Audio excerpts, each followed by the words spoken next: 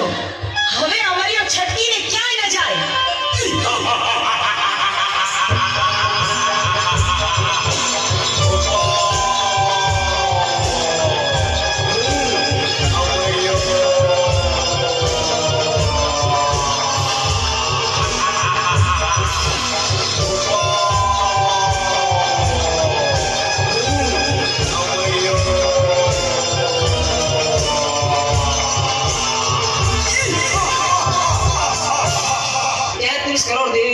વધી જાય છે અને મારી શક્તિ ઘટી જાય છે.